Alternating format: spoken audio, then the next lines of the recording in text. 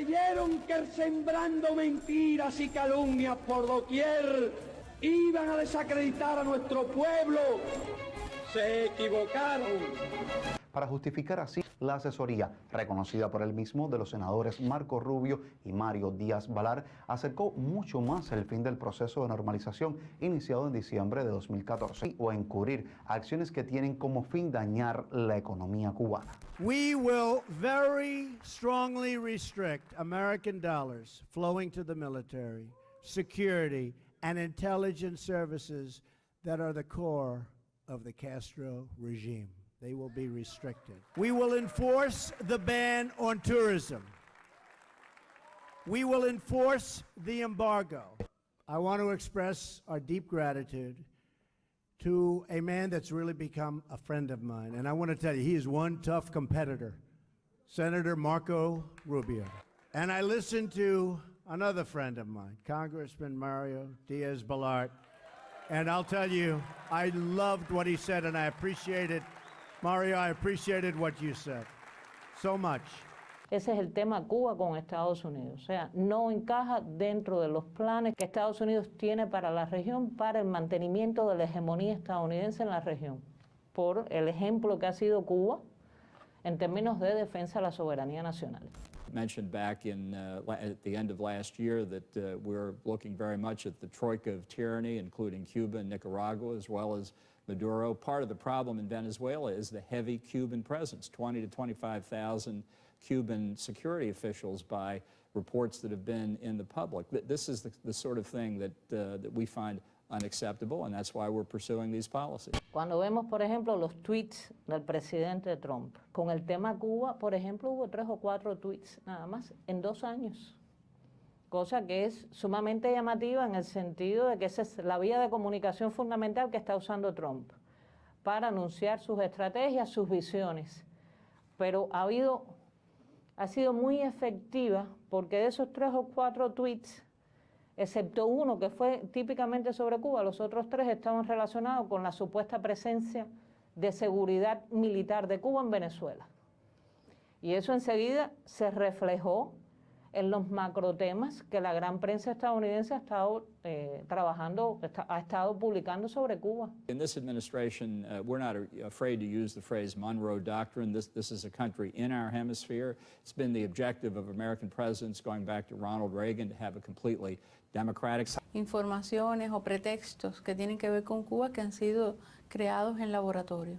Nunca habíamos visto en ninguna de las administraciones anteriores una campaña tóxica, tan amplificada, tan amplia y con un diseño tan profesional como la que estamos viendo ahora. En el caso de Cuba, en los momentos cruciales de la historia, ahí está la fake news.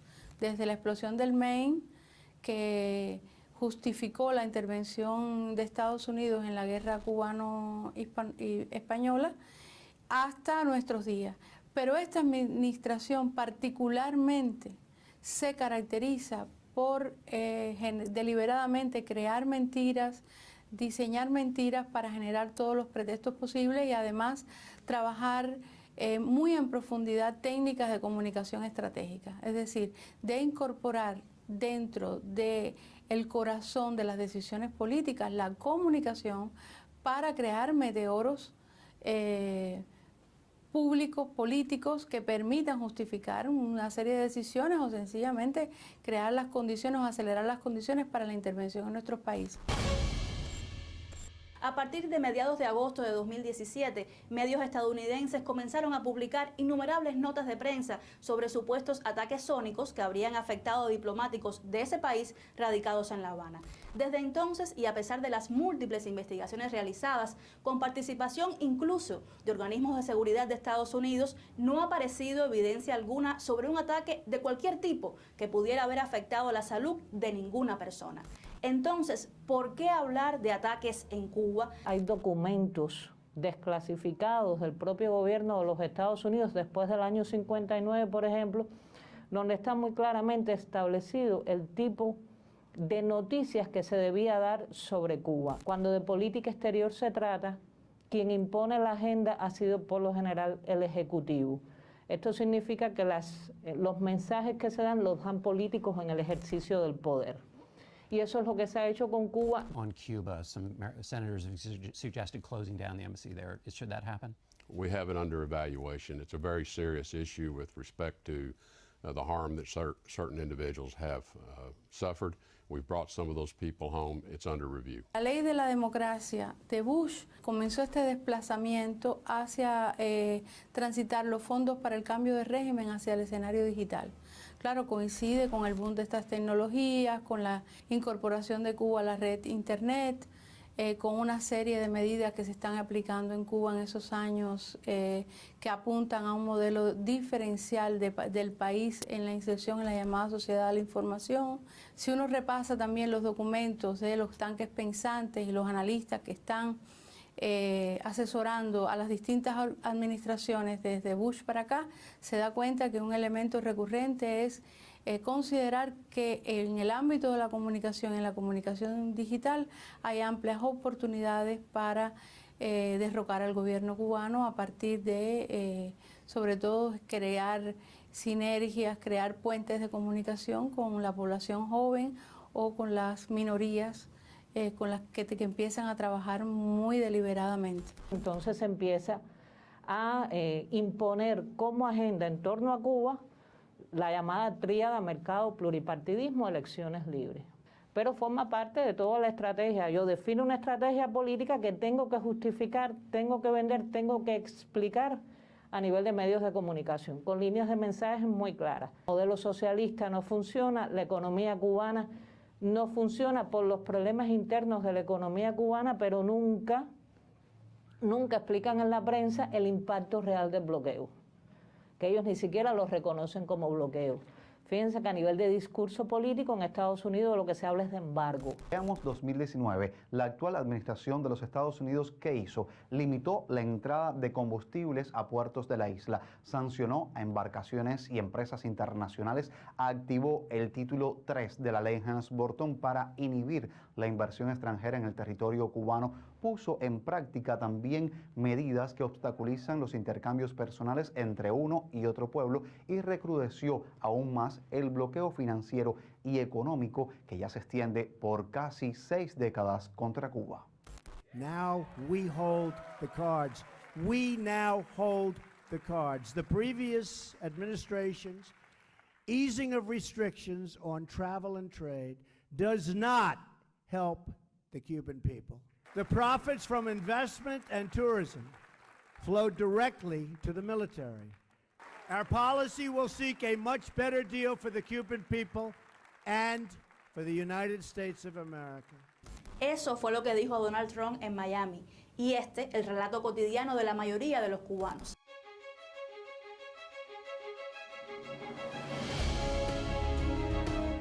Se tiver qualquer terrorista no Brasil, a gente entrega. É por aí. Assim como entregamos o Batistinha, entregamos não, o Batistinha viu que eu entregaram, fugiu. Assim como os cubanos, médicos, entre aspas, saíram antes de eu assumir, sabia que eu ia pegar os caras, um montão de terroristas no meio deles, fazendo cela de, às vezes, aparelhos aqui, lugar mais pobre do Brasil. Aí essa esquerdalha começa no junto ao mais pobre, são pessoas desinformadas, usam da boa-fé deles, né, para vender a su política. Estados Unidos ha desplegado en los últimos meses una campaña contra la cooperación médica internacional de Cuba. Dirigida desde el Consejo de Seguridad Nacional de la Casa Blanca, cuenta con la activa participación de senadores y congresistas asociados a la mafia anticubana de la Florida y algunos funcionarios del Departamento de Estado. La misión es una herramienta esencial de la diplomacia cubana para acercarse a otros países, creando la ilusión de normalidad y solidaridad y de ese modo evitar cualquier discusión sobre derechos humanos y democracia en la isla. La persecución desatada, que incluye presiones contra los estados receptores, inició por América Latina. Y como resultado, Brasil, Ecuador y Bolivia cesaron los programas de cooperación. Los falsos médicos cubanos. El programa firmado con Cuba que incluía el trabajo de médicos, comunicadores y técnicos, según declaraciones oficiales, ahora nos revela que menos de un tercio eran profesionales de la salud. En la actualidad, más de 29.000 profesionales de la salud brindan servicios asistenciales y docentes en más de 61 países en el exterior. Esto bajo la solicitud expresa de gobiernos a nuestro país y para lo cual se firman acuerdos, muchos de ellos son intergubernamentales, otros son a nivel interministerial, o sea, entre ambos ministerios de salud de los países y otros incluso hasta bajo el amparo de la Organización Panamericana de la Salud. Nosotros los médicos formamos parte de la vanguardia internacionalista del país y cuando se nos habló de la posibilidad de poder ir a Brasil a dar un granito de nuestro esfuerzo, por supuesto, aceptamos. En ningún momento fue obligado, es decir, fue decisión propia de uno de poder aceptar o no estar en esta misión. Y realmente para estar en esta misión se había que cumplir un grupo de requisitos que eran establecidos por el Ministerio de Salud de ese país, como era pasar un curso, donde ese curso se pasaba con profesores brasileños, y además un curso de portugués, porque nosotros no teníamos como base el portugués y tuvimos que aprenderlo en 6 semanas, casi realmente aprender todo lo que era el idioma portugués. Y aún así, de todos esos retos, nos atrevimos a pasar el curso. Nuestros colaboradores incluso a la hora de salir firman un convenio individual también acá en el país antes de salir. O sea, ellos conocen las condiciones con las que van a estar en los países, incluso, o sea, cuál va a ser su remuneración, porque no podemos hablar de que ellos reciban un salario. O sea, su salario, el 100% de su salario lo reciben aquí en Cuba, que lo reciben o bien sus familias o lo dejan en una cuenta que lo pueden extraer a su regreso cuando regresan de la misión. Lo que ellos reciben en el exterior es un estipendio para su sostenibilidad en el país, o sea, los gastos personales, la alimentación y gastos en los que ellos puedan incurrir. Todos nuestros profesionales conocen incluso el destino de esos aportes que ellos están haciendo llegar al país. O sea, una parte de este dinero, como dije, bueno, se destina al pago de este estipendio y el resto se ingresa a la economía del país, fundamentalmente para el Sistema Nacional de Salud. Nosotros salimos con esas premisas de que aceptamos eso, pero en ningún momento yo me sentí esclava, y si me sentí esclava, creo que me sentí esclava del amor con que yo trabajaba para mis pacientes. Es decir, esa es la esclavitud. El amo mío eran mis pacientes y mi carrera que la estudié porque me gusta y porque, como digo yo como dicen ahora, pensar como país, no, yo pensaba en mi país. Nuestros cooperantes cuando van al exterior no solicitan ir a un país, no piden estar en una gran capital de ningún país, sino voluntariamente ofrecen su compromiso de cumplir una misión en el exterior. Y bajo ese principio es que ellos van a los diferentes países y van a los lugares donde los propios nacionales de esos países no quieren ir. Por eso es que decía que ellos no compiten con nadie, ellos solamente van a compartir solidaridad, conocimiento. Van a los lugares donde están las comunidades más desfavorecidas, muchas de ellas donde nunca han visto un profesional de la salud, nunca han visto un médico.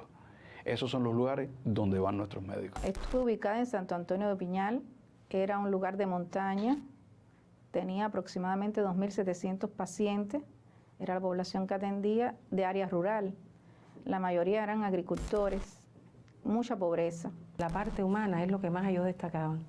Ellos tuve que decían, ¿por qué, doctora, usted nos pone a nosotros aquí al lado y no nos pone del lado allá del buró? ¿Por qué usted nos reconoce completos? Es decir, nosotros tomábamos presión, es decir, nosotros hacíamos todo lo que se debe hacer con un paciente. Y eso a ellos tanto les extrañaba porque era lo que habíamos aprendido aquí, pero también al paciente también verlos de una forma integral. En 56 años que tenemos de historia de la cooperación médica internacional, más de 407.000 profesionales de la salud han estado presentes en 164 países. Más de 2 billones de personas, o sea, más de 2 billones de atenciones médicas han sido provistas por nuestros profesionales en el mundo. Han sido realizadas más de 14 millones de intervenciones quirúrgicas, 4 millones de partos. Como parte de la Operación Milagro, uno de los proyectos más nobles creados por nuestro comandante en jefe. O sea, han sido intervenidos quirúrgicamente y de vuelta a la visión o mejorada la visión de más de 3 millones de personas en 24 países. Si no son realmente médicos, ¿cómo ha sido posible llegar a estos resultados? Entre las acciones de Estados Unidos para sabotear la cooperación médica internacional de Cuba destacan los intentos para restablecer el llamado Programa de Parol para Profesionales Médicos Cubanos, existente hasta el 12 de enero de 2017. el financiamiento de proyectos contra las brigadas médicas de Cuba en el exterior a través de la Agencia de Estados Unidos para el Desarrollo Internacional USAID, con un monto de $3 millones. El llamado público del Departamento de Estado a los países involucrados, exigiendo el término de su cooperación médica con Cuba, la que incluye en su informe de trata de personas de 2019. Las sanciones de restricción de visas a funcionarios cubanos vinculados con estas misiones. Con su decisión de arremeter contra la cooperación médica internacional cubana por razones políticas, Estados Unidos amenaza el disfrute del derecho a la salud de millones de seres humanos que se benefician de ella en diversas latitudes. ¡Contra el ébola venceremos! Este contingente, nuestro contingente internacional de Cuba, no cedió ante los desafíos internacionales, sino que difundió un mensaje de esperanza. Lo hizo ayudando a personas con ayuda médica y esforzándose.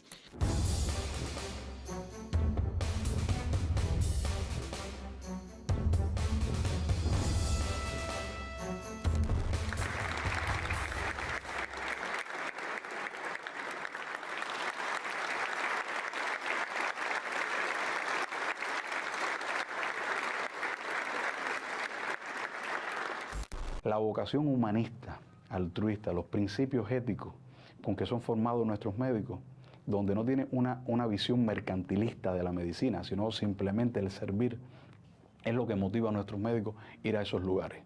O sea, es seguir el precepto martiano, o sea, de que el verdadero hombre está justamente en el lugar donde es más útil. Y esos son los principios que se inculcan en nuestras universidades desde que nuestros médicos son formados. Es la obra oficio de Isla, una mirada desde el presente a un suceso ocurrido en 1900 durante la ocupación de Cuba por Estados Unidos. La Universidad de Harvard, situada en la bella ciudad de Cambridge, que es un suburbio de Boston, ha enviado una invitación a los maestros de Cuba para que asistan a dicha universidad. El presidente y demás miembros del Gran Centro de Estudios ofrecen gratuitamente la estancia en sus campus, así como el uso de bibliotecas y laboratorios. Esta invitación no tiene paralelo en la historia y no debe considerarse como un presente o dádiva de nación a nación, sino como un obsequio de maestro a maestro. Se estrenó en La Habana a finales de octubre de 2019. Unos días después, el presidente Donald Trump puso fin a los programas de intercambio cultural entre Cuba y Estados Unidos, financiados por fondos federales. Algunos cabecillas de la comunidad cubana en la Florida vieron la medida como algo justo y pidieron más sanciones contra el gobierno de La Habana. En el espectáculo Oficio de Isla, un espectáculo que dirigí en el 2019, traté de que esa imagen que a veces se tiene de nosotros y que a veces tenemos nosotros mismos, de nosotros, pues sacudir esa imagen en cuanto a esa relación que el colonialismo establece, que te convierte en un espectador pasivo de lo que tú haces. Y en esa relación con Estados Unidos, pues siempre también ha estado presente eso, esa necesidad de, si no de igualarte, de participar como igual en los procesos de intercambio culturales de cualquier tipo. Entre 2002 y 2013, las visas a cubanos para viajes profesionales a Estados Unidos se incrementaron, y con ello el flujo de artistas desde y hacia la isla. Ya en 2015, luego del restablecimiento de relaciones diplomáticas y al ampliarse el número de categorías para viajes autorizados a La Habana, el intercambio cultural se ensanchó con nuevas posibilidades de presentaciones para los artistas estadounidenses y planes de proyectos conjuntos. Es la relación que la actual administración norteamericana ha querido entorpecer y de hecho ha logrado algunos obstáculos que pudieran parecer para algunos insuperables. Sobre todo se ha torpedeado los intercambios académicos, se han echado hacia atrás convenios culturales entre universidades norteamericanas y cubanas, han limitado las licencias de viaje para las actividades académicas y en el plano ya estrictamente de la cultura artística, las peores cosas que están pasando tienen que ver con matrices de opinión que tratan de estigmatizar la política cultural cubana. Hay muchos estereotipos en torno a nuestra presentación, y no solo en torno a nuestras presentaciones, sino en torno a nuestros procesos culturales. Muchas veces te reciben precisamente con esas matrices de opinión. La práctica al final demuestra otras realidades, quizás más profundas, más contradictorias, más abiertas, y creo que por eso es importante nuestra presencia en ciertos ámbitos, como es importante también la presencia de ellos también en nuestros predios. Yo soy el baile americano que tanta aceptación ha tenido. Yo soy el two-step. Y yo el sabroso danzón por el cual se despepitan tus compatriotas. Yo también. Y los que no son tus compatriotas, por ejemplo yo, que cuando lo oigo se me van los pedales. Obviamente yo era consciente de que sí, claro, los Estados Unidos siempre va a dar acceso a los talentos. Por dos razones. En los Estados Unidos tienen las condiciones como para potenciar el talento de músicos internacionales de cualquier parte del mundo, ¿no? Y ellos les dirían que tienen eso como cazadores de talentos, ¿no?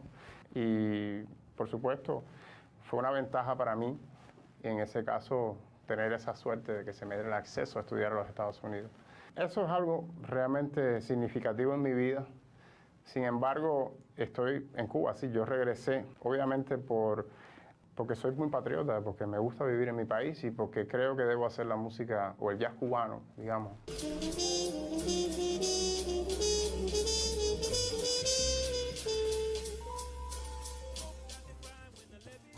Jacek Manzano tenía 21 años cuando ganó una beca en la Academia de Música Juilliard en Nueva York. Regresó a La Habana en 2003. Antes y después de esa experiencia, había compartido escenario en Cuba y Estados Unidos, por ejemplo con Wynton Marsalis, prestigioso trompetista norteamericano y director de la orquesta de jazz del Lincoln Center, entre otros músicos de ese país. Creo que en artistas como Wynton Marsalis no existen esas barreras políticas que desgraciadamente vivimos y que se han extendido por más de 50 años. Para los artistas tenemos creo que en el fondo, y eso también lo aprendí de él, tenemos una visión un poco más espiritual, un poco más de cuál es el origen del ser, cuál es el origen de la vida, cuál es el origen de la música, del arte, de la creación, cuál es el origen de la autenticidad humana en sí.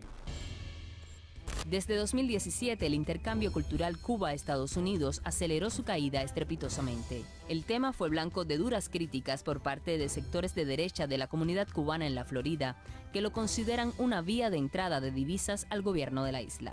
El mercado del arte es un mercado global donde todos se benefician y donde lo más importante, más que las ganancias, es la circulación de ideas, la circulación de valores culturales. Lo cual no quiere decir que el aspecto comercial deje de tener impacto.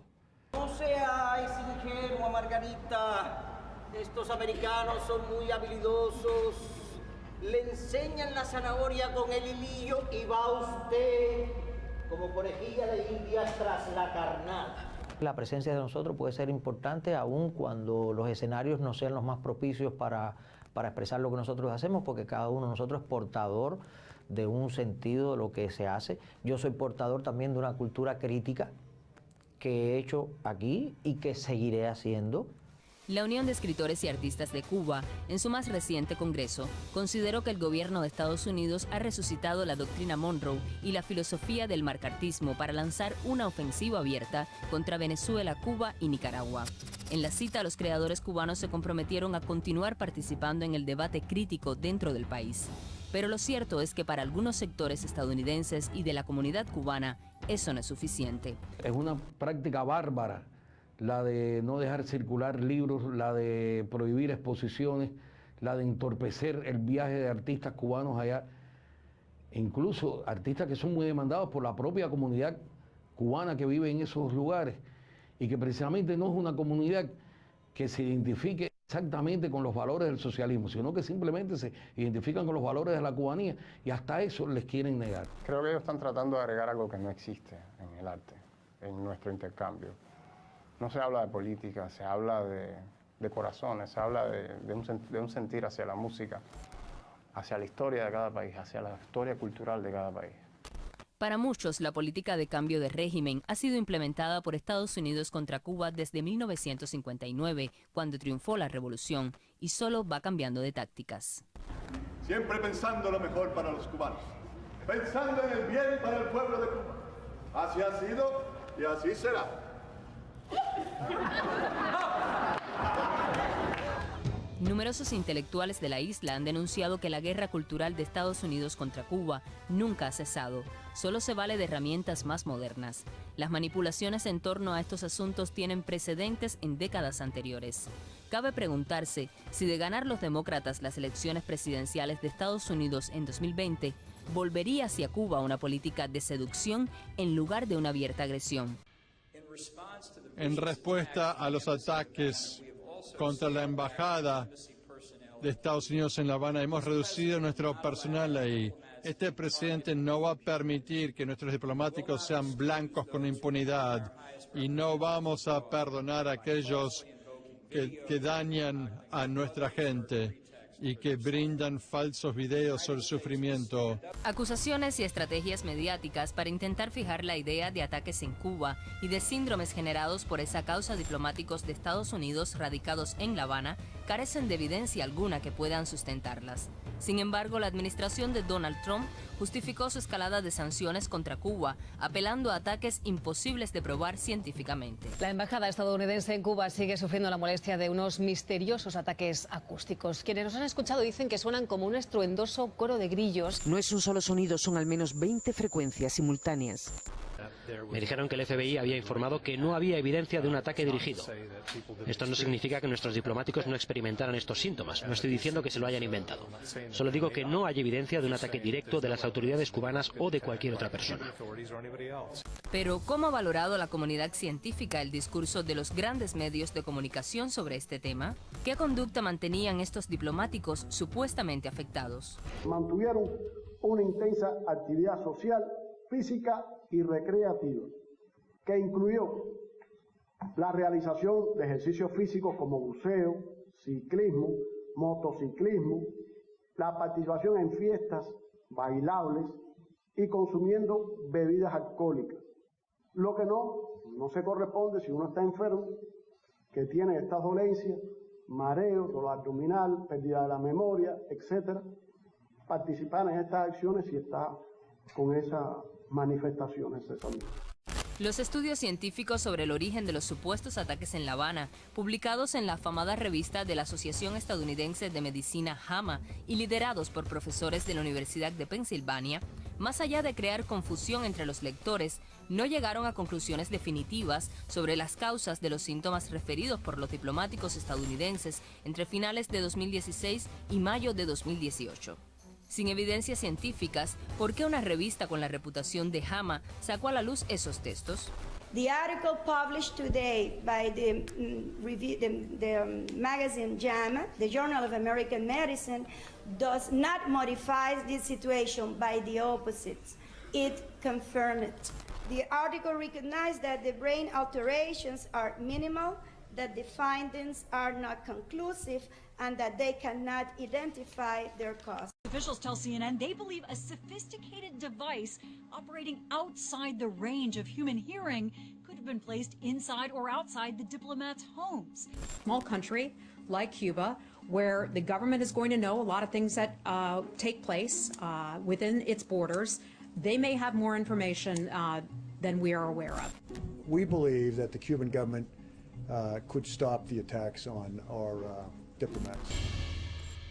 Más de una treintena de científicos y expertos de Estados Unidos, Canadá, Reino Unido y Cuba se reunieron en marzo de 2020 en el Centro de Neurociencias de La Habana para analizar y mostrar resultados de estudios sobre el origen de las afecciones reportadas por los funcionarios estadounidenses. El consenso final: no es correcto ni creíble hablar de una nueva enfermedad o un nuevo síndrome específico que haya afectado a diplomáticos en Cuba. Para progresar y poner fin a la investigación, Cuba insiste en la necesidad de que todas las partes participen en el intercambio científico de información. Tras más de 2 años de investigaciones, sin que una sola evidencia justifique acusaciones mediáticas sobre ataques en La Habana contra misiones y funcionarios diplomáticos, el gobierno de la isla rechaza cualquier intento de relacionar ese término con Cuba. Porque si hay algo que tenemos que destacar aquí en el día de hoy, es que este convenio se ha logrado en igualdad de condiciones, de respeto mutuo y de respeto a nuestro béisbol y a nuestro país. Cuando la verdad es enmascarada, le toca a la mentira el turno al bate. En cualquier terreno, Cuba lanza con la verdad por encima de las 100 millas. Este es un convenio, un contrato que se ha logrado entre ambas federaciones. Dos federaciones no gubernamentales, organizaciones no gubernamentales, que han obtenido el permiso del gobierno de Estados Unidos con una licencia para que se pueda lograr este acuerdo. En febrero de 2015, la Oficina de Control de Activos Extranjeros, OFAC, emitió la Declaración de Residencia Permanente fuera de Cuba. Los peloteros cubanos que quisieran jugar en grandes ligas debían firmar este documento. Uno de sus fragmentos expresa: por este medio declaro que he asumido residencia permanente fuera de Cuba. Además, por este medio declaro que no pretendo volver a Cuba, ni me permitirán volver. Por este medio declaro que no soy funcionario prohibido del gobierno de Cuba y no soy miembro prohibido del Partido Comunista de Cuba. Las constantes presiones políticas de las diversas administraciones de los Estados Unidos, sus regulaciones y el bloqueo económico han incidido en que Cuba no reciba el premio monetario en diversas competencias internacionales. La más reciente muestra de la hostil influencia de Washington ha sido la decisión del comisionado de la Confederación del Caribe, Juan Francisco Puello, de negar la participación de Cuba en la Serie del Caribe 2021. Cuba no va a Mazatlán. Hay dos invitados, que es Colombia y Panamá. Lo que sí se decidió es que se va a cursar, diríamos, no es invitación tampoco, sino le vamos a dar los requisitos que se necesitan para pertenecer como miembros plenos de la Confederación, tanto a Colombia, Panamá y Cuba. Los que cumplan con esto entonces se evaluará y en ese sentido, pues, si hay que incluir otros países va a depender mucho de que se cumplan con esos requisitos. Fíjate, son dos aspectos distintos. Lo de los invitados ya eso fue una decisión firme de que es Colombia y Panamá, y lo otro, el segundo aspecto es que vamos a enviar esas normas, esos requisitos para si alguno de estos países está interesado en ser miembro pleno de la Confederación, tiene que cumplir con esos requisitos. Puello afirmó que la Confederación no puede, si quiere mantener su relación con grandes ligas, ingresar a Cuba ahora. Con la propiedad de mi abuelo, finalmente podemos obtener justicia luego de 60 años, dijo Ben, que pide una indemnización por daños a Carnival. El 17 de abril del 2019, día del anuncio de la activación del título 3 de la ley Helms-Burton, el Departamento de Justicia de los Estados Unidos ya había validado 6.000 demandas por un valor de $8.000 millones. Poco tiempo después, comenzaron a presentarse ante las Cortes norteamericanas causas amparadas en esta legislación.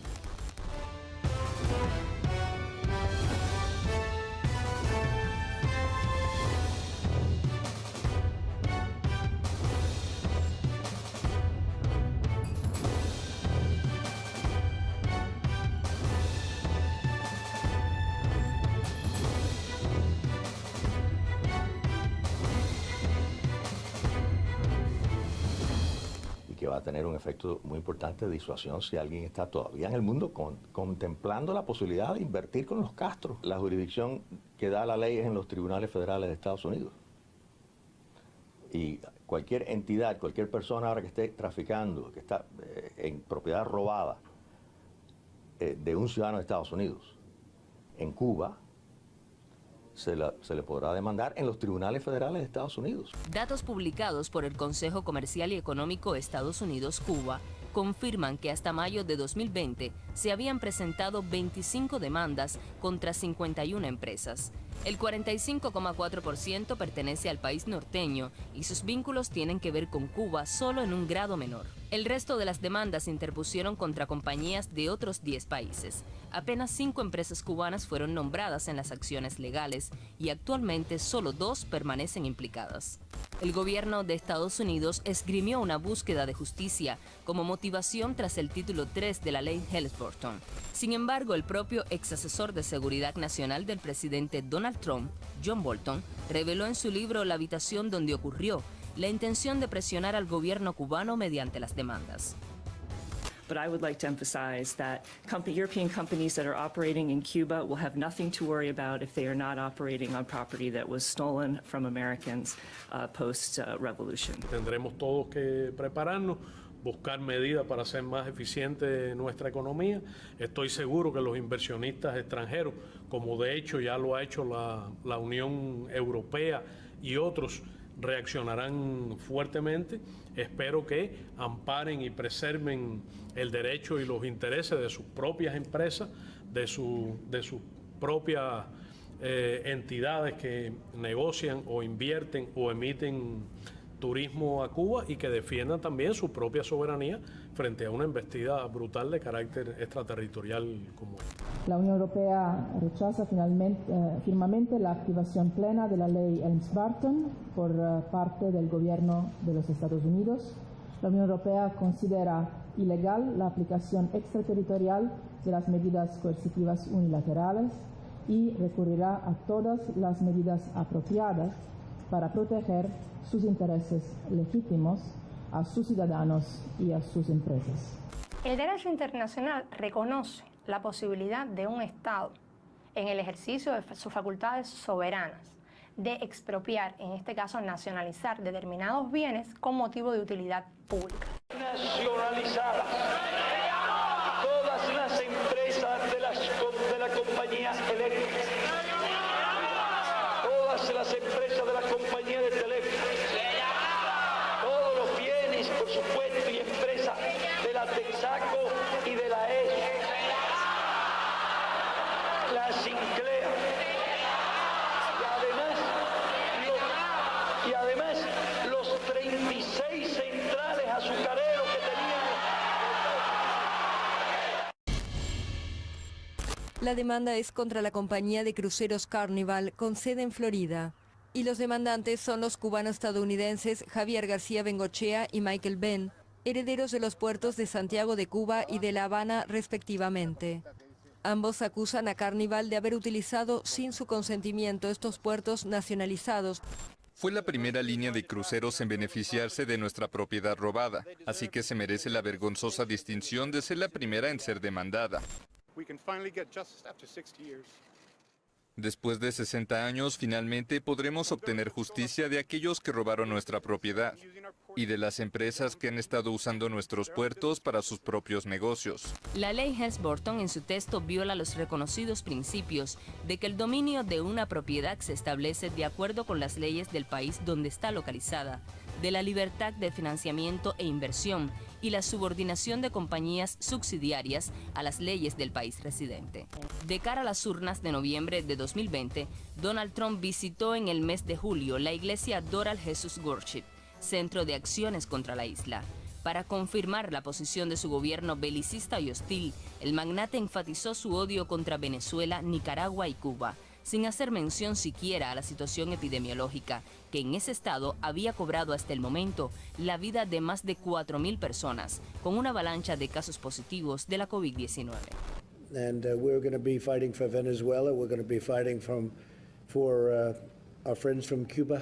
They know that we've been doing that, and so many other places, but Cuba, Venezuela, we have it very well under control. And debemos seguir tomando las medidas necesarias para estar no solamente comprometidos a la democracia y comprometidos a eso que cada día se están jugando su libertad y hasta su vida a favor de la libertad de expresión, de los derechos humanos, etcétera, sino también a través de nuestra política hacer muy claro de que una dictadura como la que existe en Cuba no es un sistema democrático distinto, no es un sistema aceptable. Al final del día lo que deseamos para Cuba es lo mismo que tienen todos los otros pueblos de América Latina, menos la de Venezuela y Nicaragua.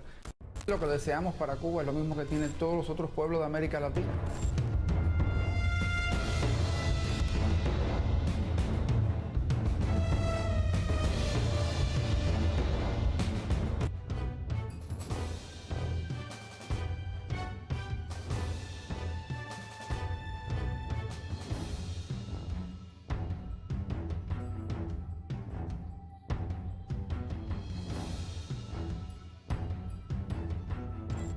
A 9 días de que Donald Trump abandonara definitivamente la presidencia de Estados Unidos, su administración sumó otro castigo a la extensa lista de más de 240 medidas contra Cuba. El Departamento Norteamericano de Estado incluyó nuevamente a La Habana en la lista de países patrocinadores del terrorismo internacional. Con esta medida de nuevo hacemos responsable al gobierno de Cuba y mandamos un claro mensaje, el régimen castrista debe acabar con el apoyo al terrorismo internacional y con la subversión de la justicia estadounidense. Como antecedente más cercano, el 12 de mayo del 2020, el secretario de Estado Mike Pompeo adicionaba a Cuba a un listado previo muy similar, el de países que, según Washington, no cooperan plenamente con la lucha antiterrorista. Esta etiqueta pretendía allanarle el camino a la siguiente. Durante 33 años ininterrumpidos, desde 1982 a 2015, Cuba apareció en ese tipo de listas unilaterales, arbitrarias y altamente politizadas. Durante los últimos 60 años, Cuba ha sido objeto de centenares de actos terroristas que acabaron con la vida de unas 3.400 personas. Incursiones militares, medidas de coerción económica, guerras biológica, psicológica y mediática se registran en la demanda del pueblo de Cuba al gobierno de Estados Unidos por daños humanos. El documento, fechado en 1999, también precisa la ejecución de actos de sabotaje e intentos de asesinato a los principales líderes del gobierno, así como atentados contra personal diplomático en el exterior. En cambio, no existe evidencia alguna de que la isla haya organizado, auspiciado o colaborado con ningún acto de terror hacia otro país.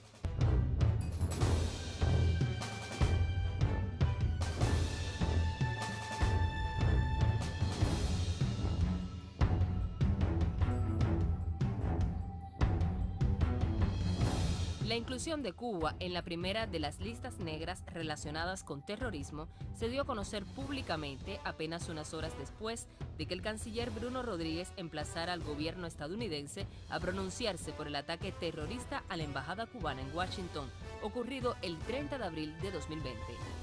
El Departamento de Estado y el gobierno de los Estados Unidos lamentablemente han optado por silenciar este grave ataque terrorista. Hasta este mismo instante no se ha producido ninguna declaración pública de condena a este hecho ni de rechazo a un acto terrorista. Mientras el gobierno de Estados Unidos mostraba su doble rasero y silenciaba el ataque terrorista en su propio suelo, se inventaba nuevos pretextos para tildar de terrorista a La Habana. Los listados funcionan para el gobierno de Estados Unidos como instrumento de coacción adicional sobre naciones a las que intenta de alguna manera sancionar. Para ello se escuda en normas jurídicas con zonas grises como la Ley de Administración de Exportaciones de 1979, la Ley de Asistencia al Exterior de 1961 o la Ley de Control de Exportación de Armas de 1968. Sin embargo, sobre Cuba hay un castigo mucho mayor y de más vieja data que las calificaciones unilaterales de la Casa Blanca, el bloqueo.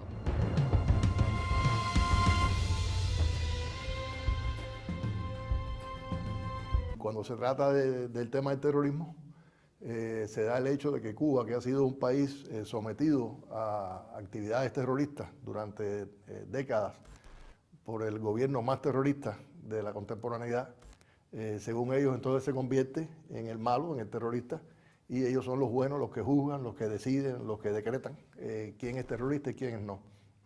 Yo creo que eso es natural. Si ellos no actuaran de esa manera, no sería un imperio. René González dedicó los mejores años de su vida a tratar de frustrar actos terroristas en la mismísima base de operaciones de los perpetradores, Miami. Hoy es héroe para Cuba, junto a otros 4 cubanos que también infiltraron los grupos anticastristas violentos de la Florida, y su heroicidad ha llegado a la gran pantalla de la mano de una coproducción cinematográfica internacional que, sin ningún tipo de compromiso ideológico con Cuba, reconoce y pone en blanco y negro el hecho de que Estados Unidos organizó y ejecutó durante décadas actos terroristas contra la isla. A mí me parece una ventaja que la historia se haya escrito desde la posición neutral de un europeo, asumo que liberal, pero que tiene sus propios prejuicios en relación con Cuba, con la construcción del socialismo aquí, y que son prejuicios que se muestran también en la película. Pero yo creo que eso le da mayor credibilidad frente a un público que no conocía la historia y que de pronto se enfrenta al hecho de que Cuba ha sido sometida a actividades terroristas por tantos años desde los Estados Unidos. Que la cinta hablara de terrorismo y no simplemente de acciones para derrocar al régimen ha sido el gran hito y el porqué de la rabia en la comunidad más recalcitrante de cubanos en Miami que se ha propuesto boicotear la proyección de la red avispa. Cuba ha ratificado las 12 convenciones internacionales sobre terrorismo. Le ha propuesto a las administraciones estadounidenses una y otra vez firmar un acuerdo de cooperación en la materia. El gobierno de la isla condena cada hecho terrorista que se produce a nivel global. Fue en La Habana, en 2014, que el entonces presidente cubano Raúl Castro proclamara a América Latina como zona de paz. La listica esta espuria de países terroristas, como otras de las listicas que ellos se dedican a hacer, tiene también un reflejo en la vida real, que es servir de excusa para sancionar, apretar, ahogar, agredir. La lista de países terroristas no es solamente una maniobra de propaganda, sirve de base para que ellos apliquen sanciones. Y yo pienso que tiene mucha relación con la manera en que cada una de las administraciones norteamericanas ve el bloqueo como un arma contra Cuba. Todo el activismo que aparentemente se crea y florece vinculado a la lucha por todas estas discriminaciones, por todas las expresiones que todavía existen en la sociedad vinculadas a los estereotipos sexistas, a la violencia de género, etc. No me cabe la menor duda de que están asentadas en destruir el proyecto social. ¿Por qué? Porque cuando uno va y profundiza en cuáles son sus argumentos, bueno, pues sencillamente lo que están tratando de sacar a la luz es la ineficacia gubernamental, la falta de sensibilización de las autoridades. Manejan mucho todo lo vinculado a lo más duro de los hechos y exponen incluso a las propias víctimas que supuestamente están defendiendo, porque las están exponiendo en espacios, ahora por ejemplo en toda esta etapa virtuales. Pero además cuando tú haces un análisis de las cosas que proyectan, nunca hay un reconocimiento a lo avanzado, a la voluntad política para avanzar, a la labor. Por ejemplo, desconocen prácticamente en su totalidad la labor de la Federación de Mujeres Cubanas. ¿Por qué no vincularse a todos los proyectos que desde la propia sociedad civil tenemos en pos de acompañar a las instituciones en todos estos temas? Si muchas supuestamente son hasta miembros de la propia organización, entonces estás viendo que están creando un espacio como paralelo en que pretenden darle fuerza, como que es el eficiente y el efectivo para resolver esas situaciones, obviando la institucionalidad que existe y la voluntad además de fortalecer esa institucionalidad.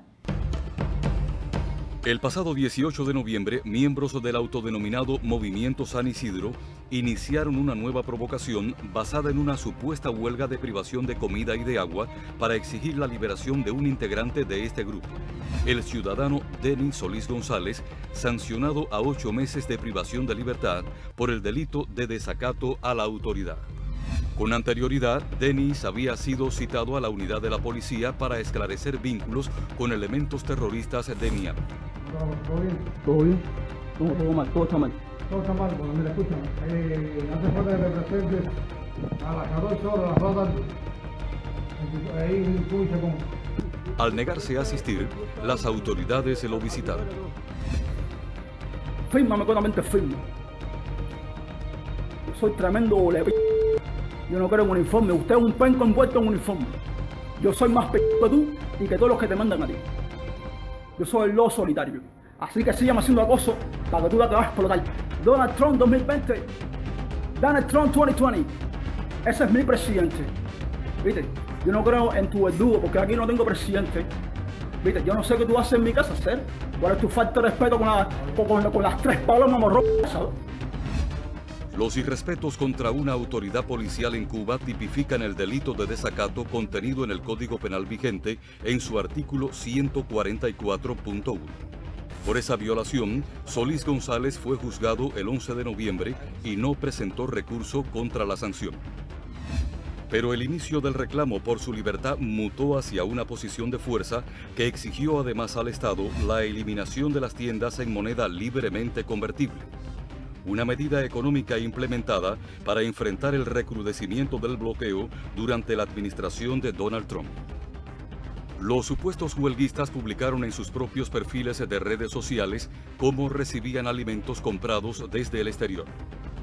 Y para avivar aún más la provocación, el 24 de noviembre recibieron en la vivienda de la calle Damas número 955 al periodista Carlos Manuel Álvarez Rodríguez, residente en México, quien llegó ese mismo día a La Habana procedente de Estados Unidos.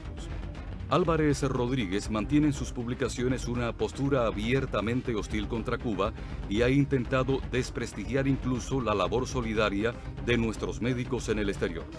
En esta ocasión, el reportero violó los protocolos sanitarios establecidos por las autoridades cubanas para el control de la pandemia de COVID-19. Todo viajero que llega a casa de su familia o a la dirección donde declaró en la comunidad deberá permanecer en aislamiento estricto dentro de la vivienda hasta que llegue el resultado del segundo PCR que se realiza al 5º día. O sea, el área de salud, coordinada con el área de salud, viene a su vivienda, le toma la muestra y una vez que tenga el resultado del segundo PCR negativo, ese es el momento en que el viajero deja de estar en un aislamiento estricto dentro de la propia vivienda a donde vino en la comunidad, o sea, de su familia o la de él, si llega procedente del extranjero. Además de no permanecer en la vivienda declarada al momento de su arribo al país, Álvarez Rodríguez tampoco respetó el aislamiento mientras se procesaba su PCR. Horas después se supo que el resultado de su primer examen era dudoso, por lo que las autoridades sanitarias procedieron a notificarlo y realizar una segunda prueba. Personal médico le solicitó presentarse en el policlínico correspondiente, alerta que el periodista desoyó. Ante la sospecha, las autoridades pertinentes radicaron una denuncia e hicieron cumplir el protocolo establecido para evitar contagios de COVID-19.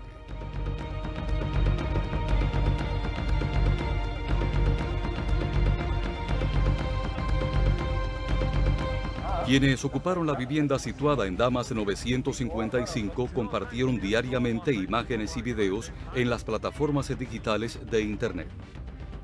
Algunos medios de perfil contrarrevolucionario hablaban de un supuesto deterioro de su estado de salud. Sin embargo, las propias transmisiones en directo de quienes aseguraban estar en huelga de hambre y sed lo desmentían. ¡Salsa! Mientras tanto, encontraron respaldo en funcionarios del gobierno de Estados Unidos. El secretario de Estado, Mike Pompeo, desde su perfil en Twitter, instó al gobierno cubano a cumplir con las exigencias de los demandantes. Anteriormente, la Embajada de Estados Unidos en La Habana dio cuenta de cómo su encargado de negocios, Timothy Zúñiga Brown, dialogó con integrantes del movimiento San Isidro y les aseguró la atención ante los medios y la comunidad internacional. Desde su perfil en Twitter, el ministro de Relaciones Exteriores de Cuba, Bruno Rodríguez Parrilla, desmintió la declaración del secretario de Estado, Mike Pompeo, sobre estos hechos. Estados Unidos nunca ha apoyado al pueblo cubano, precisó el canciller. Su gobierno se ha empeñado en agredir a nuestro pueblo por todas las vías concebibles. Estados Unidos debe cesar y desistir de la injerencia en los asuntos internos de Cuba. Otras voces del Departamento de Estado, como Michael Cossack, subsecretario interino de la Oficina de Asuntos del Hemisferio Occidental, y Mara Tekash, coordinadora de la Oficina de Asuntos Cubanos, junto al senador por la Florida, Marco Rubio, y al secretario general de la OEA, Luis Almagro, realizaron declaraciones de apoyo al llamado Movimiento San Isidro. Los vínculos de este grupo con terroristas y organizaciones contrarrevolucionarias radicadas en Miami han sido revelados por sus propios miembros. Bueno, a esta hora la reconozco y la identifico bien, porque todos los mensajes que me enviaba eran por audio, ¿entiendes? Y entonces, ya de momento que se me queda archivada, el tal Hernández Figuera me mandó otra foto, donde él quería que le pusiera las coronas. José Luis Fernández Figueras es integrante de una organización terrorista radicada en la Florida. Su historial registra hechos de sabotaje en Cuba y el reclutamiento de jóvenes menores de 20 años para ejecutar acciones violentas en el territorio nacional. El llamado Movimiento San Isidro se presenta en las redes sociales interesado en la protección de los derechos civiles y culturales. Sin embargo, sus creaciones se contraponen con lo dispuesto en las leyes cubanas relacionadas con el uso de los símbolos y atributos nacionales.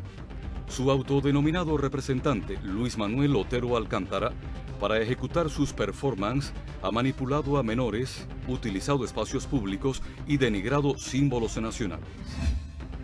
Por esos actos ha gozado de la atención de representantes del gobierno de Estados Unidos en La Habana, de agencias como el Fondo Nacional para la Democracia y su sistema mediático anticubano.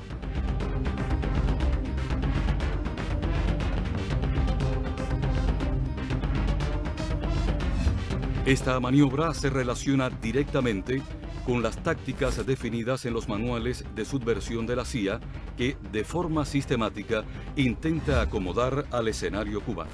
La permanente campaña de hostilidad y descrédito contra la revolución cubana diseñada desde Washington no respeta siquiera las complejidades de un escenario marcado por la pandemia de COVID-19.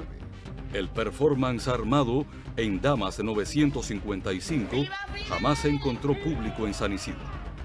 El pueblo sabe que un movimiento pagado para dañar no merece siquiera su reconocimiento.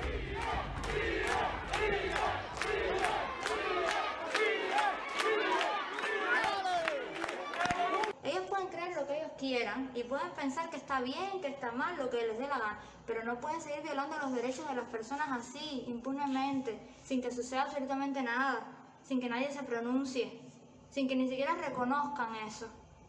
Y que entonces te empiezan a inventar mentiras para justificar esas ilegalidades.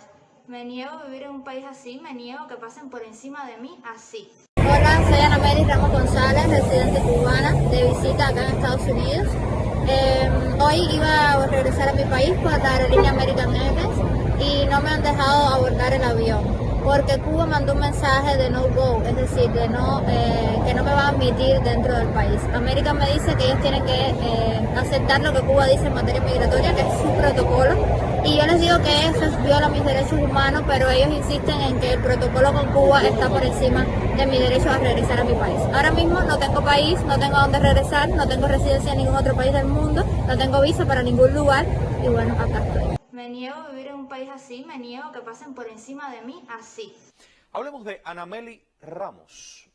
Recordemos a Anameli, quien fuera participante de la falsa huelga número 1, la de noviembre en San Isidro, provocadora persistente, con un lenguaje frecuentemente grosero, provocador. A pesar de su autocacareado activismo, Anameli marchó de Cuba el 9 de enero de este año para estudiar en México. Desde allá, desde México, se mantiene intentando derrocar a la revolución cubana, ahora vía internet. Mantiene estrechos vínculos con los contrarrevolucionarios más repudiados, con los amos de la verdad. En su persistente afán se ha dedicado en los últimos días esencialmente a esto. Vamos a ver a qué se ha dedicado ella.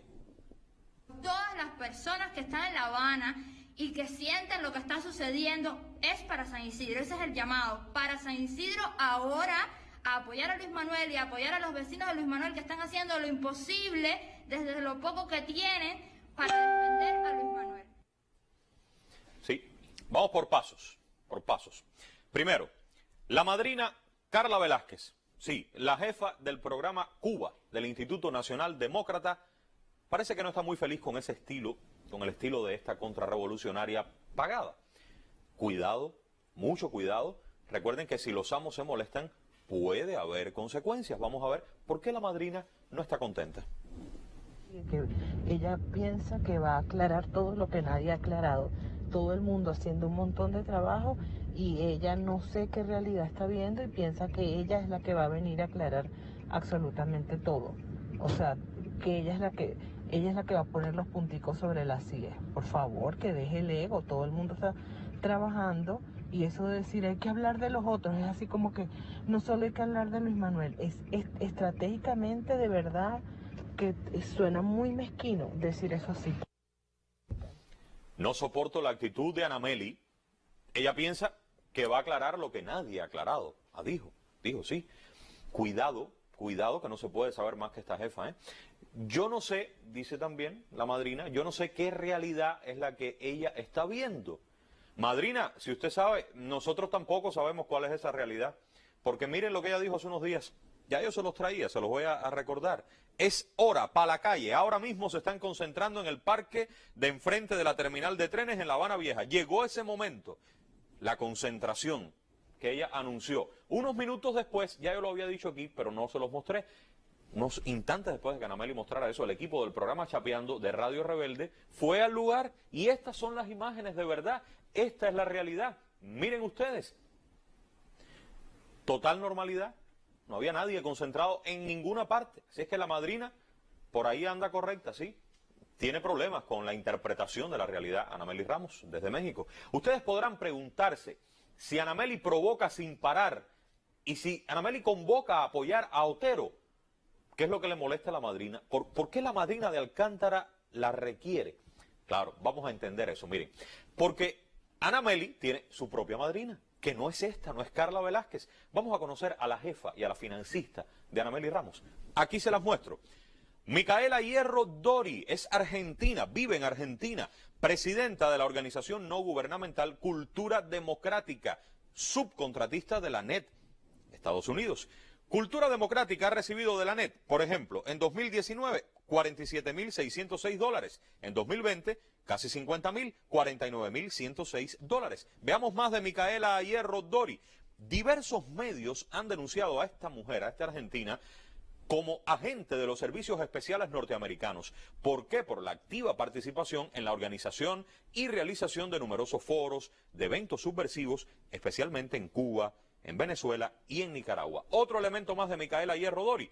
Miren que ha visitado Cuba en 3 oportunidades. ¿Para qué? Para ser emisaria, para abastecer a la contrarrevolución. Les ha traído dinero, medios técnicos. ¿Cuándo ha estado en Cuba Micaela Hierro Dori? En febrero del año 2009, en marzo del 2010 y en enero del año 2012. Les voy a demostrar ahora, con este documento oficial, la relación de Anameli con Cultura Democrática, lo que dirige Micaela. Ahí lo vemos. Este es el documento completo, íntegro. Es un poco largo, yo se los muestro completo. Pero vamos a detenernos, tal vez, en algunos elementos del documento para poder entenderlo mejor. Miren, título del proyecto: promoviendo la libertad, país, Cuba, monto solicitado, 60.000, les dieron 49.000, un poco menos, pidieron 60.000. Fecha de inicio, ahí está también. Concluyó hace poco, vamos a seguir buscando. Actividad 1, encuentro entre diversos espacios. Responsable, Anameli Ramos. Coordinadora del proyecto, Anameli Ramos, en La Habana. Funciones, responsable de la gestión administrativa y de coordinación en Cuba del proyecto. Organización de convocatorias, reuniones de trabajo, colaboración en la redacción de informes trimestrales, monitoreo del cumplimiento de indicadores de objetivos a cumplirse en Cuba. Coordinadora del proyecto, Anameli Ramos González. Cultura Democrática, que ven logotipo de la NET, y al frente está la Argentina, su madrina. Este documento es el más reciente, pero miren, no es el único. Vengan conmigo, les voy a regalar, les voy a obsequiar hoy otros 3 documentos más. Este es el primero. Financiamiento ofrecido para organizar campaña en favor de Luis Manuel Otero Alcántara. Este documento es de marzo del 2020. Aquí les estoy mostrando nada más que una imagen del documento. Pero ahora, en cuanto terminemos, vayan a cualquiera de estas 3 páginas y descárguenlo completo para que puedan tenerlo ustedes ahí y estudiarlo. En nuestra página de Canal Caribe, en la página de Facebook de Canal Caribe o en la página razonesdecuba.cu. Pueden, repito, encontrar ahora mismo este documento: financiamiento ofrecido para organizar campaña en favor de Otero Alcántara, marzo de 2020. Les regalo un segundo documento, vengan conmigo. Más financiamiento, este financiamiento también de marzo de 2020. Bueno, para que se publiquen artículos en medios subversivos para promocionar, inflar, divulgar la vida de Luis Manuel Otero Alcántara, el presunto huelguista de la alta hemoglobina. Aquí está, busquen el documento completo. En estas páginas, en unos minutos lo van a tener. Canal Caribe, página de Facebook o Razones de Cuba. Tercer documento, vengan conmigo. Aquí está. Este documento es una especie de plataforma base. ¿Para qué? Para promover diversos proyectos subversivos, entre ellos uno que se llama Parque Horizontal. ¿Qué es parque horizontal? Pues a descargar el documento y van a encontrar todos los detalles. El financiamiento era de agosto del 2019 a agosto del 2020. Miren, estos 3 documentos establecen detalles de varios proyectos que son financiados y promovidos en su conjunto por la ONG Esta Cultura Democrática, en los que ha estado involucrada en todos los casos Anameli Ramos como coordinadora. En todos los casos también, claro, con dinero del contribuyente norteamericano que se obtiene vía la ciudadana argentina, su madrina, Micaela Hierro Dori. Un entramado de medios de comunicación intenta legitimar en Cuba la visión hegemónica estadounidense sobre democracia y libertad. Curioso resulta que todos los que dirigen Cibercuba, ADN Cuba, Cubanos por el Mundo, Cubita Now, Cubanet, Periodismo de Barrio, El Toque, El Estornudo y Yucca Byte, entre otros, residen en el exterior. La mayoría en los Estados Unidos. Yo soy Carlos Manuel Álvarez, escritor, periodista, dirijo la revista El Estornudo, que es una revista de periodismo narrativo. Yo soy Carlos Aníbal, soy cubano, resido en México desde 2015. En ese momento comenzamos con el proyecto de Rialta. Yo soy ingeniero en telecomunicaciones y realmente, o sea, me vinculo a este mundo del periodismo a partir de un blog que tuve hace unos años. Bueno, y Mazorra, con que nuestros espectadores conocen Cibercuba, sí queríamos presentarlo. Bueno, lo mío es rápido, yo soy cubano igual, hace más de 10 años que vivo en España y en el 2014 junto a Luis Flores, mi amigo, fundamos Cibercuba y bueno, lo demás yo creo que lo conocen bastante bien. El informe de la Comisión para la Asistencia a una Cuba Libre de junio de 2004 registra las principales líneas subversivas hacia la isla, entre las que se incluyó el fomento de proyectos de prensa. Desde entonces, todas las administraciones posteriores a Bush ajustaron su diseño mediático a cada contexto. Cubanet y otros medios ya llevaban, no sé, el 94, pero con este tema de la blogosfera, que creo que la persona que fue líder de eso fue precisamente Giovanni Sánchez, que hoy dirige un medio independiente también. Son tiempos en que necesitamos la mirada y el apoyo internacional. No solo para apoyar a las fuerzas democráticas y denunciar las violaciones de los derechos humanos en Cuba, sino especialmente para apoyar y sostener a la prensa independiente. El portavoz del Departamento de Estado de Estados Unidos hace un tuit, me menciona, luego Pompeo también me menciona, y entonces uno como que de pronto sentía que yo estaba en el medio de un fuego cruzado. El Departamento de Estado, la Agencia Internacional para el Desarrollo y el Fondo Nacional para la Democracia de los Estados Unidos financian esta maquinaria mediática que se ha beneficiado de los más de 500 millones de dólares que la Casa Blanca destinó en los últimos 20 años para la subversión en Cuba. La NED es la Fundación Nacional para la Democracia. Es una organización estadounidense privada sin fines de lucro. Aunque está administrada por una organización privada, la mayoría de sus fondos provienen del presupuesto del Congreso norteamericano. De acuerdo a múltiples investigaciones, la NED tiene como objetivo el debilitamiento de los gobiernos que se oponen a las directrices políticas estadounidenses. La USAID es la Agencia de los Estados Unidos para el Desarrollo Internacional. Es un organismo que recibe directrices estratégicas del Departamento de Estado, siendo un instrumento de la Casa Blanca. Con el fin de recibir de modo expedito los financiamientos, varios de estos proyectos se han registrado en otros países como organizaciones no gubernamentales. Es el caso de los sitios digitales El Toque, mediante el colectivo Más Voces, radicado en Polonia, y de El Estornudo, creado en Cuba y luego legalizado en México como una organización no gubernamental. Carlos Manuel Álvarez, director del Estornudo, arribó a Cuba el 24 de noviembre para unirse al show mediático de San Isidro. ¿Y el financiamiento total al Estornudo cuánto es? Yo no lo sé porque todo eso se gesta afuera y yo no formo parte de las negociaciones. De hecho, no incidió, pero es una de las cosas por las cuales yo me fui. Que el Estornudo se funda tratando de huirle a la bestia del oficialismo y termina siendo una especie de feudo, no de censura, no de una línea ideológica propagandística. ¿Quién financia el Estornudo? Hoy, hasta que, no sé, hasta que yo me fui, bueno, Mónica lo dijo, de hecho está en ese texto, porque Mónica lo dijo antes, como usted bien sabe, la NED y yo pienso ser. Y lo que nos une es eso, ¿no? Lo que nos une son unas condiciones específicas que se dan, que permiten, naturalmente también con el acceso paulatino a la tecnología en Cuba, con esa apertura, permite que no solo que creemos cada uno su respectivo medio de prensa, con su respectivo perfil, sino que empecemos a tener una audiencia para eso y que empecemos a incidir en el espacio público. Los colaboradores cobran por trabajo. Digamos que los que hacen la revista sí tienen un sueldo fijo. ¿Y tú vas a hacer la revista? ¿Tú hiciste la revista? Sí. ¿Cuál es el sueldo fijo? 400. Sí.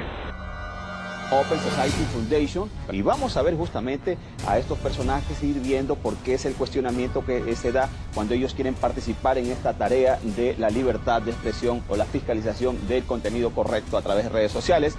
Vemos a George Soros, un magnate nacido en Budapest, de origen judío, magnate criticado por influir en procesos políticos. ¿Cómo lo hace? Bueno, a través de su extensa fortuna.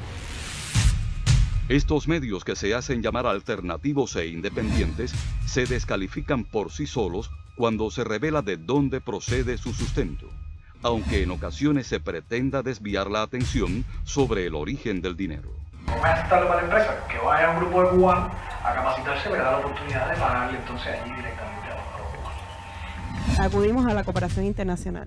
O sea, tuvimos un primer momento en que se financió con los ahorros que había podido llevar a Cuba de la beca Nieman, y después logramos hacer un proyecto piloto con la Fundación Sueca de Derechos Humanos. Mientras más nosotros pudiéramos traer periodistas cubanos a estos espacios, mientras más los pudiéramos mandar a otros lugares a estudiar, a pasar cursos, a ir a la fundación, en esa medida el periodismo cubano también iba a crecer. Y logramos una alianza recientemente con la Embajada de Noruega, gracias a la cual estamos nosotros 4 aquí. Pero el periodismo de barrio tiene la misma disyuntiva que nosotros.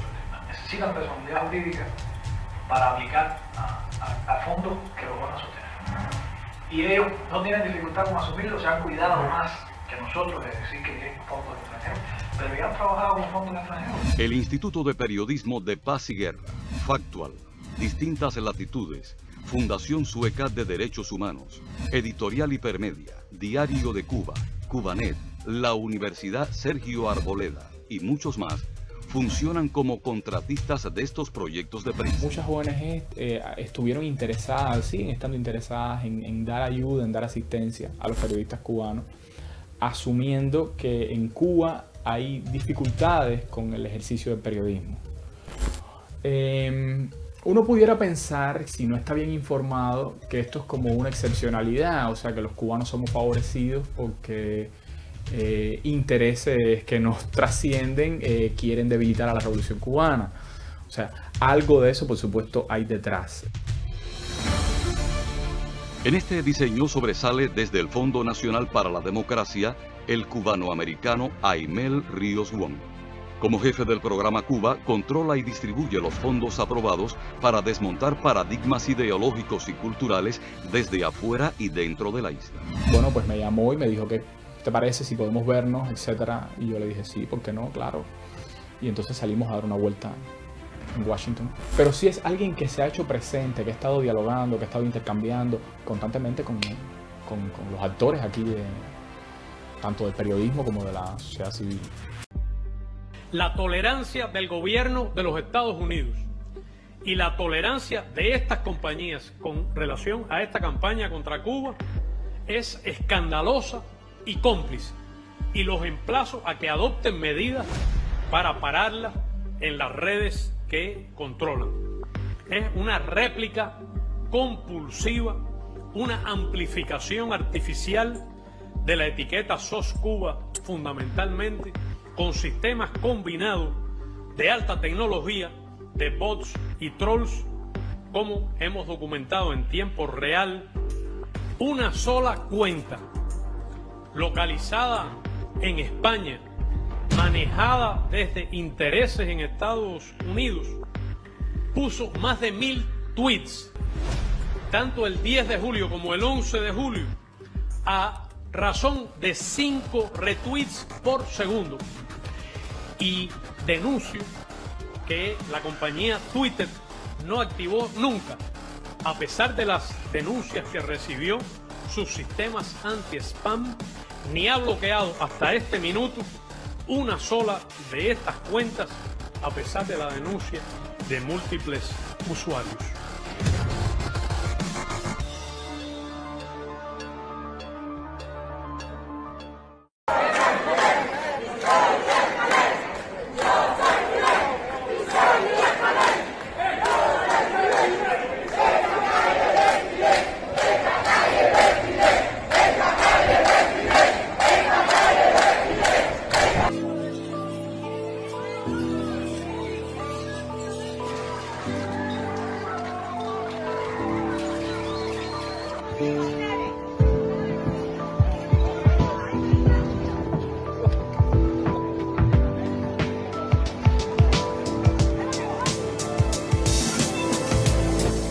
Hay un grupo de gente contrarrevolucionaria, mercenaria, pagada por el gobierno de los Estados Unidos, pagada indirectamente a través de agencias del gobierno norteamericano para armar este tipo de manifestaciones.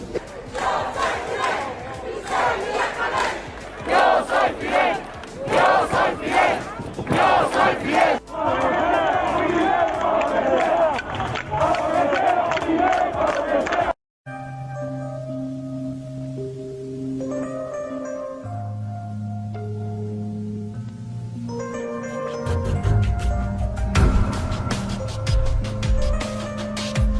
Junior está buscando la confrontación con las Fuerzas Armadas, con el MINIM.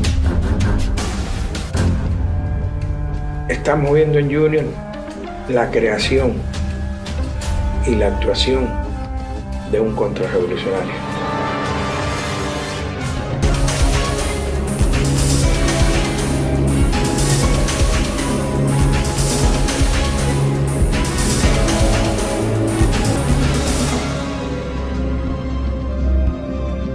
El martes 12 de octubre, el Consejo de la Administración de La Habana Vieja denegó la solicitud del ciudadano Junior García Aguilera sobre la realización de una marcha con supuestos fines pacíficos programada para noviembre próximo.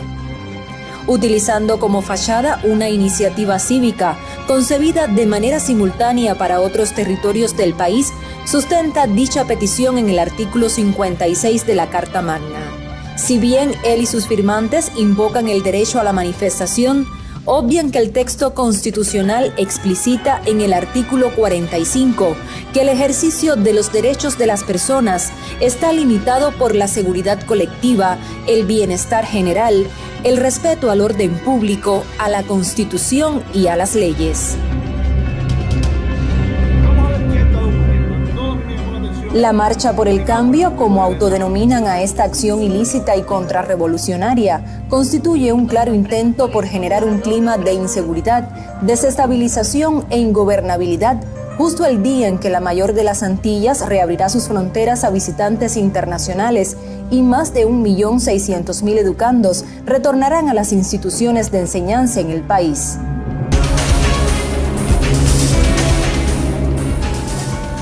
La puesta en escena que por estos días replican los seguidores de García Aguilera comenzó mucho antes de lo que su autor prefiere admitir. El doctor Carlos Leonardo Vázquez tiene evidencias. En septiembre del 2019 participamos los dos en un evento de el papel de las Fuerzas Armadas en un proceso de transición. Sin embargo, esa no fue la primera aproximación al tema en la formación de Junior como operador político al servicio de intereses extranjeros. A inicios de 2018 viajó a Argentina para participar en un evento coordinado por el proyecto Tiempo de Cambios y el nuevo rol de las Fuerzas Armadas en Cuba. En la web de la Universidad Torcuato Di Tella, centro rector, están plasmados como objetivos del curso dar continuidad al estudio de las Fuerzas Armadas Revolucionarias para transmitir a los activistas posibles escenarios y supuestos aliados a futuro, y cooperar con actores cubanos a fin de vincularse con miembros y exmiembros de las FARC abiertos a los procesos de cambio.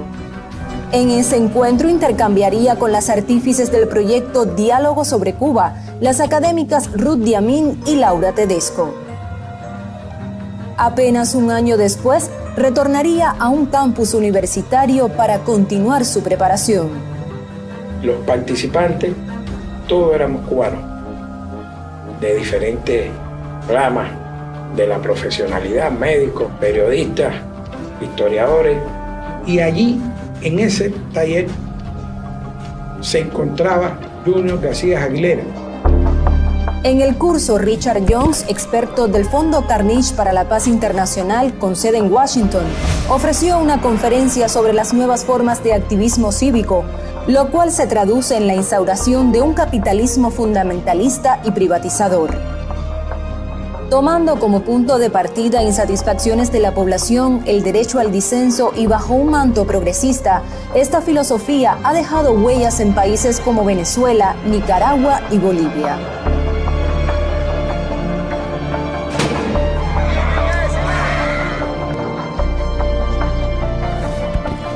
En el taller auspiciado por la Universidad Norteamericana San Luis, Centro Defensor del Neoliberalismo, los participantes compartieron con Felipe González Márquez, líder del Partido Socialista Obrero Español por más de 2 décadas y presidente del gobierno durante 14 años.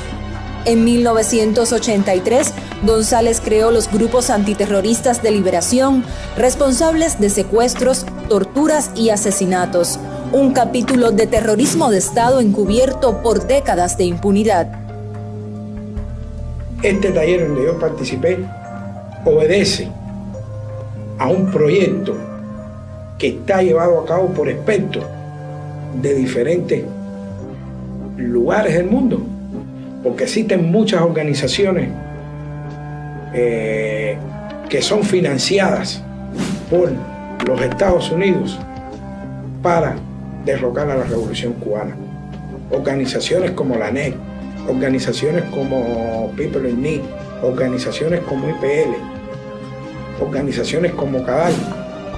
Otro de los convocados fue el contrarrevolucionario Manuel Cuesta Morúa, quien desde 2014 trabaja al servicio de la Fundación Nacional para la Democracia, NED. Cuesta Morúa orquestó los planes provocadores contra las cumbres de la Comunidad de Estados Latinoamericanos y Caribeños en La Habana y de las Américas en Panamá en 2015. Yo viajo a los Estados Unidos en el mes de mayo del año pasado, pero en ese momento se produce un encuentro con funcionarios de la NED, con los que converso, que se llama EMEL, y los fondos empezaron a fluir. Le refirió a Cuesta que admiraba primero la figura de disidente político y que se pondrían en contacto en algún momento para abordar algunos temas. En el contexto de los actos violentos del 11 de julio, Junior García acudió al Instituto Cubano de Radio y Televisión para realizar una intervención pública de 15 minutos, cumpliendo al pie de la letra los manuales de guerra no convencional aplicados en países como Venezuela, Nicaragua y Yugoslavia. Los medios de comunicación resultan pieza clave en el propósito de difundir mensajes unificados para socavar la confianza en el gobierno y sus políticas, fortalecer la moral de los insurgentes y ganar simpatizantes entre las audiencias. Otro de los elementos típicos de los llamados golpes blandos es la afiliación y el activismo de figuras de la cultura para generar procesos desestabilizadores. No es casual que el artífice de la marcha prevista para noviembre fuera un dramaturgo. Curiosamente, 32 años atrás, en fecha similar, el teatrólogo Blackett Havel, defensor de los propósitos hegemónicos de los Estados Unidos, se dirigió a la ciudadanía en la Plaza Wenceslao de Praga, un suceso que García Aguilera intenta reeditar. La reencarnación de Havel en el contexto cubano ocurrió meses antes. En la noche del 26 de noviembre de 2020, Junior publicó en su muro de Facebook la interrogante «¿Cuba y qué hacemos ahora?», en clara analogía con la frase «algo hay que hacer», pronunciada por Havel previo a las protestas protagonizadas en Praga. Horas después, aparecía en las afueras del Ministerio de Cultura para, detrás de un aparente posicionamiento artístico, convocar a creadores e intelectuales inconformes con la gestión de las instituciones del sector a irrespetar la ley, satanizar a funcionarios públicos y sumar voces al coro anticubano. Ese día asistimos al alumbramiento de Junior como agente de cambio, un rol ensayado por los Estados Unidos en las revoluciones de colores. En esencia, estrategias de intervención silenciosa del imperialismo para derrocar gobiernos que no comparten su visión en el entorno económico, social y político.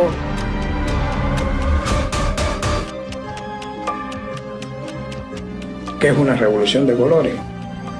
Provocar el caos, la desobediencia de la sociedad. Además, provocar que organizaciones internacionales lleven sanciones que pueden llegar a la intervención militar y buscar la instauración de un gobierno alternativo. Entre los argumentos presentados por las autoridades gubernamentales para demostrar el carácter ilícito de la marcha promovida por el coordinador de la plataforma Archipiélago, destaca que la misma constituye parte de la estrategia de cambio de régimen financiada por el gobierno de los Estados Unidos. Prueba irrefutable de ello es el apoyo público que ofrecieron legisladores estadounidenses y elementos de la mafia anticubana que instan al estallido social y la intervención militar. Pedimos una intervención internacional encabezada por Estados Unidos para derribar ese régimen y ponerle fin. No hay que levantar ninguna restricción, lo que hay que hacer es invadir ese maldito país. Uno de los actores de la actual retórica de agresiones contra la mayor de las Antillas es Ramón Saúl Sánchez Rizo, connotado terrorista de origen cubano, vinculado a través de los años a organizaciones como Alfa 66, Coordinación de Organizaciones Revolucionarias Unidas CORU, Movimiento Nacionalista Cubano Omega 7 y el Frente Nacional de Liberación de Cuba. En 1982 fue acusado de participar en el atentado contra el entonces embajador de Cuba ante Naciones Unidas, Raúl Roa Curí. A principios de 1995 se integró a las flotillas navales de la organización Cuba Independiente y Democrática, que en múltiples ocasiones han violado las aguas territoriales. En la actualidad es presidente del movimiento Democracia y apoya las acciones de la extrema derecha miamense y los grupúsculos mercenarios internos. Junior. Sí. Buenos días, es Ramón Saúl. ¿Cómo tú estás? Buenos días, ¿cómo está Ramón? Sí, bueno, no sé si vio el anuncio que hicimos de adelantar para el día 15. Bueno, nosotros, el Movimiento Democracia y el Movimiento Opositores por la Nueva República, estamos en 100% en lo que diga Archipiélago, lo que tú digas, así que estamos con ustedes. Una pregunta, ¿tú crees que es fructífero o sería contraproducente si lográramos ir frente a las costas de Cuba con las luces de libertad ese día? Es complicado, yo creo que hay que pensárselo mejor. Yo sí creo en el apoyo que necesitamos de todo el exilio, donde quiera que estén. Estamos 100%, te admiramos, mi hermano, con mucho que te admiramos como Autero Alcántara. Nosotros tenemos bastante acceso aquí a los medios, entonces cualquier difusión que tú quieras, enseguida lo lanzas por acá, nosotros lo repartimos, lo difundimos, o cualquier otra cosa que tú pienses que seamos útiles. Me siento orgulloso de poder respaldar lo que están haciendo. Aunque el protagonista de este nuevo relato de odio niega sus vínculos con organizaciones subversivas o agencias financiadas por el gobierno norteamericano, desde 2017 fue identificado por el Fondo Carnegie para la Paz Internacional, un organismo dirigido hasta marzo de 2021 por William Joseph Burns, actual director de la Agencia Central de Inteligencia, CIA. Que prueben que un gobierno extranjero, que alguien de fuera nos está diciendo qué hacer. No pueden, porque es mentira. Con un guión manido estructurado sobre la represión, el acoso y la censura del régimen, García Aguilera pone rostro a la agenda contra Cuba. El propio 12 de octubre declaró ante la multiestatal Telesur su relación con Timothy Zúñiga Brown, encargado de negocios de la Embajada de Washington en La Habana, pero omitió los nexos con Alexander Agustín Marcel, funcionario de Asuntos Cubanos del Departamento de Estado norteamericano. Agustín Marcel ha cumplido misiones temporales en países en conflicto como Sudán del Sur, Kenia y recientemente México. Ha visitado Cuba en 3 ocasiones entre los años 2019 y 2021. A su llegada a La Habana ha sostenido reiterados encuentros con miembros de la contrarrevolución interna. La actual misión diplomática, violando la Convención de Viena, apoya públicamente la realización de acciones desestabilizadoras internas. En esa misma línea, reconocidas figuras de la extrema derecha como Marco Rubio, María Elvira Salazar y Orlando Gutiérrez Boronat respaldan la socorrida marcha. Hoy estamos lanzando una campaña de apoyo a todas las iniciativas en Cuba dentro del gran paraguas del paro nacional. Estamos apoyando las diferentes iniciativas que están proveniendo desde Cuba. Vamos a empezar una campaña que va a ser publicitaria, que va a ser en las calles, que va a ser en mensajes hacia Cuba, que va a ser con declaraciones de diferentes gobiernos, que va también a consistir en acciones de desobediencia civil. And we'll continue to advocate for the human rights of the Cuban people, including the right to freedom of expression and assembly, and condemn the repression of human rights on the island. Juan González, principal asesor para Latinoamérica del presidente estadounidense Joe Biden, aseguró que su administración establecerá nuevas medidas contra Cuba si las autoridades procesan a los coordinadores de la anunciada marcha. Este reclamo de impunidad corrobora los vínculos con los artífices del nuevo intento desestabilizador. Los miembros del proyecto Archipiélago han reiterado que la marcha tiene como objetivos exigir que se respeten todos los derechos de los cubanos, la liberación de los presos políticos y que se solucionen las diferencias por vías democráticas y pacíficas. Está convocando a una marcha que dice que es pacífica, pero él sabe que no es pacífica, porque en el taller paramilitar donde participamos estaban 2 generales. Junior García Aguilera lo que está buscando es el enfrentamiento de las Fuerzas Armadas con el pueblo. Y eso no lo permitiremos. En el perfil de Facebook de Saily González Velázquez, vocera de la plataforma en Villa Clara, se asocia el 15 de noviembre a los hechos vandálicos del 11 de julio. González Velázquez también reconoce el apoyo ofrecido por parte de la terrorista Fundación Nacional Cubana Americana. Lo que estoy haciendo es informándome con personas como por ejemplo Mar López, otras personas que nos están asesorando con el tema de las resistencias pacíficas, de la lucha no violenta. Omar López Montenegro es el director de Derechos Humanos de dicha fundación, protectora de Luis Posada Carriles y Orlando Bosch Ávila, cabecillas del crimen de Barbados. Formó parte de los elementos de extrema derecha que se reunieron en agosto con el secretario de Seguridad Nacional de los Estados Unidos, Alejandro Mayorkas, para exigir el recrudecimiento de las sanciones a Cuba. En los últimos días, el argentino Gabriel Salvia, director del Centro para la Apertura y el Desarrollo de América Latina, CADAL, subcontratista de la ANET, pidió apoyo internacional a la marcha convocada para el 15 de noviembre. Actualmente mantiene vínculos estrechos con cabecillas de la contrarrevolución interna como Manuel Cuesta Morúa.